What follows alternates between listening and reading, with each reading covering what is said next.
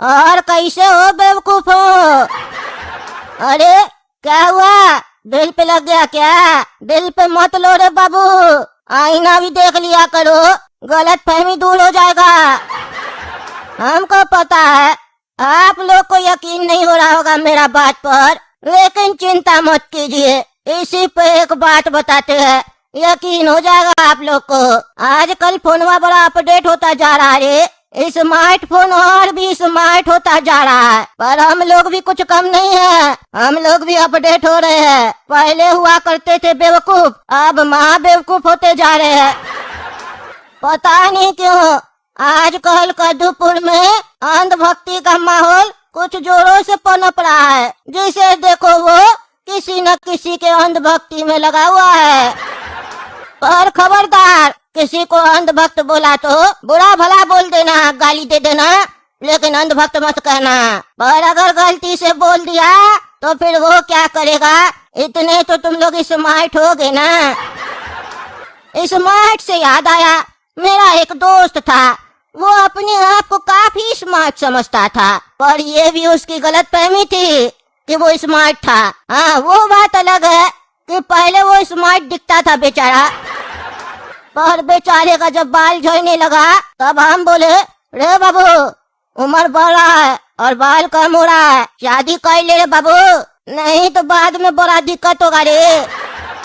लेकिन हम कहे ना, मेरा दोस्त अपने आप को स्मार्ट समझता था, बड़ी ही स्मार्टनेस से उसने जवाब दिया कि अंग्रेजी फिल्म में भी तो बड़ा बड़ा जो हीरो होता है वो भी तो गंजा होता है, उस लोग की भी तो शादी हो जाती है, तो मेरी भी हो जाएगी। उसका ये बात सुन के हम भी सोच में पड़ गए कि क्या सही में लड़की लोग का पसंद ऐसा हो गया है।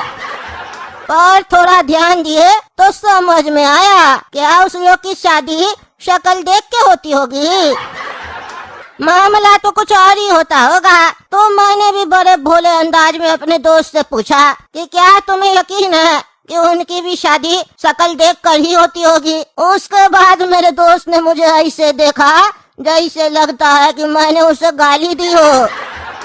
तो फिर बड़े बेवकूफी भरे अंदाज में साले ने कहा, तो क्या देख कर होती होगी।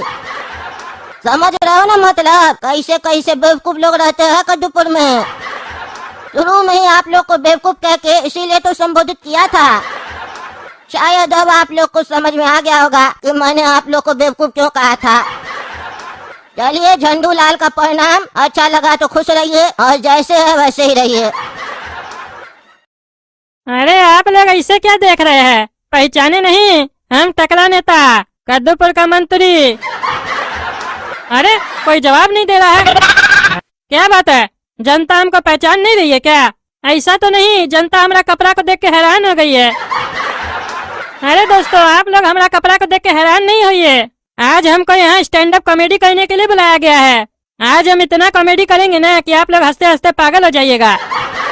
इसीलिए ना हम ऐसा कपड़ा पहन के आए हैं, काहे कि सभी लोग कहता है ना कि टकला नेता अच्छा कॉमेडी करता है, इसीलिए तो हमको यहाँ स्टैंड अप कॉमेडी करने के लिए बुलाया गया है। पर हम कॉमेडी कुछ अलग अंदाज में करेंगे, जिससे आप लोग को मजा भी आए और कुछ सीखने को भी मिले। तो चलिए बताइए, आप में से कितने लोग हैं जिन्होंने कभी न कभी किसी न किसी बात पर ये जरूर कहा है कि ये बात तो मेरे माँ बाप ने सिखाई है, जो भी ऐसा करते हैं वो खड़े हो जाइए। अरे ये गधा कहाँ से आ गया हमारा शो में? ये काला कलूठा से सवाल नहीं करेंगे, नहीं तो हमारा प्रोग्राम ही खराब कर देगा। हाँ तो बताइए भैया, आपको आपके माँ बाप ने क्या सिखाया है?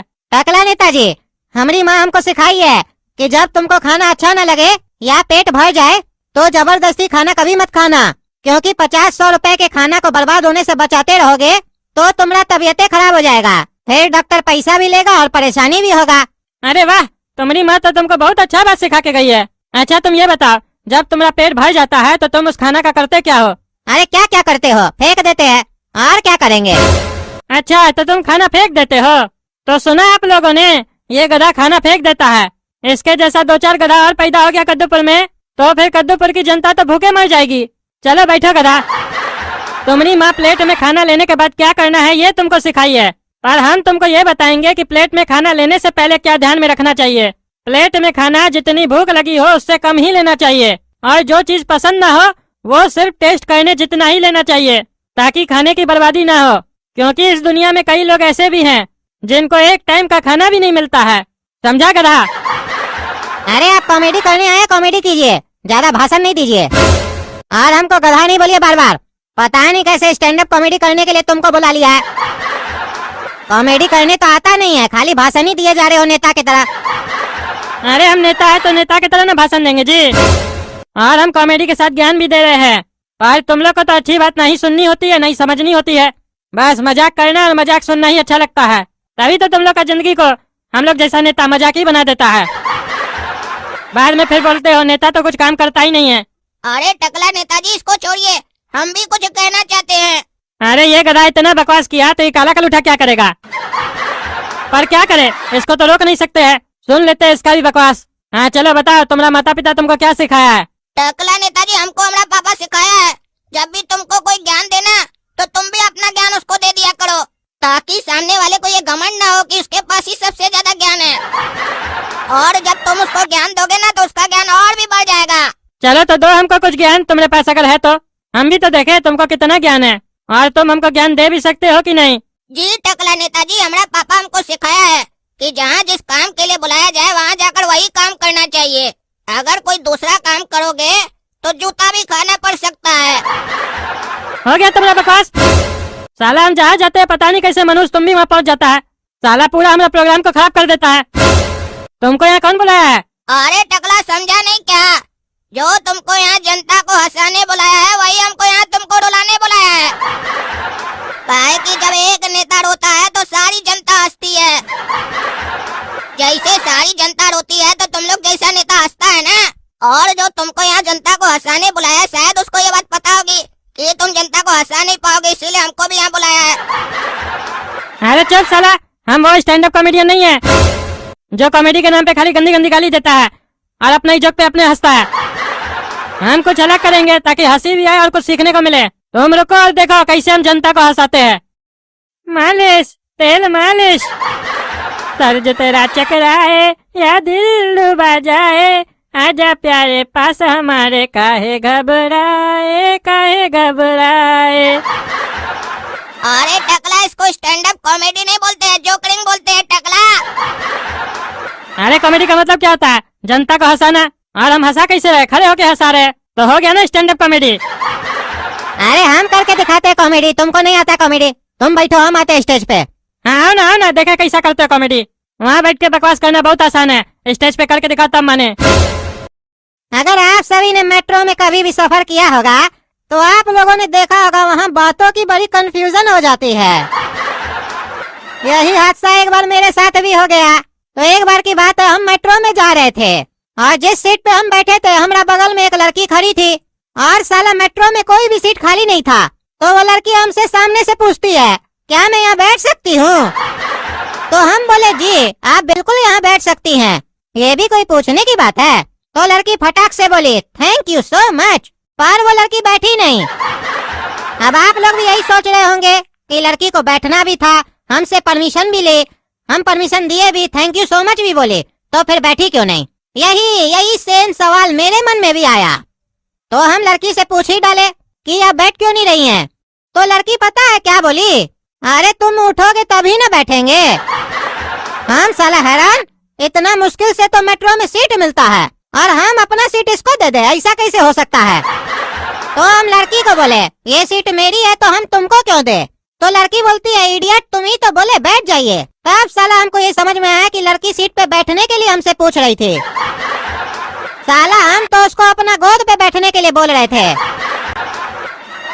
देखे, इसको बोलते हैं कॉमेडी। कितना जनता को मजा आया। हाँ देखे तुम्हारा कॉमेडी, खाली गंदा गंदा बात करते हो। लड़की सीट मांगती है तो उसको गोद में बैठने के लिए बोलते हो और बोलते हो मेट्रो में कंफ्यूजन हो जाता है। तुम्हारे जैसा लोग को कंफ्यूजन होता होगा जो अश्लील होता है, हम लोग को तो साफ साफ समझ में आ जाता है। साला बकवास करता है और बोलता कॉमेडी कर रहा है यहाँ से। अरे तो तुमको कौन सा कॉमेडी आता है? अरे तो ये जनता बताएगा।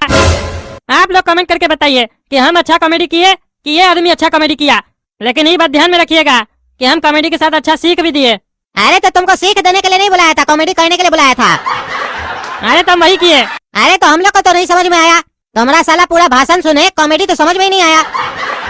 अरे तो साले तुम असली आदमी है, तुमसे लड़की सीट मांगती है तो गोद में बैठने के लिए बोलते हो, तुमको क्या समझ में आएगा?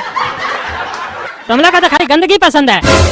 तो दोस्तों अगर आपको हमारा स्टैंड अप कॉमेडी पसंद आया तो वीडियो को लाइक कीजिए, शेयर कीजिए, चैनल को सब्सक्राइब कीजिए। आप लोग को सीक्रेटली बता रहे हैं, किसी को बताइएगा नहीं।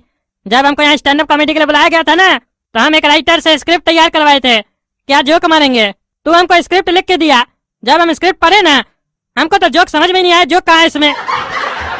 तो हम उससे पूछे ये कैसा स्क्रिप्ट है, इसमें कोई कॉमेडी तो है नहीं। तो हमको बोला आजकल ऐसा ही कॉमेडी चल रहा है। हमको बोला आजकल का फिल्म बिना कंटेंट का चल जाता है, परफॉर्मेंस और वीएफएक्स अच्छा होना चाहिए, सब कुछ चलेगा। तो हम भी सोचे एक बार ट्राई कर लेते हैं। ऐसे जब बोल रहे थे ना तो हमको भी हंसी लग रहा था। स्टैंड अप कॉमेडी के लिए बुलाया, हम क्या बकबक कर रहे हैं, लेकिन अपना इज्जत बचाने के लिए हमको कुछ भी बोलना था स्टेज पे, हम बोल दिए। आप लोगों को पसंद आया तो लाइक कीजिए, क्या बोलेंगे, धन्यवाद।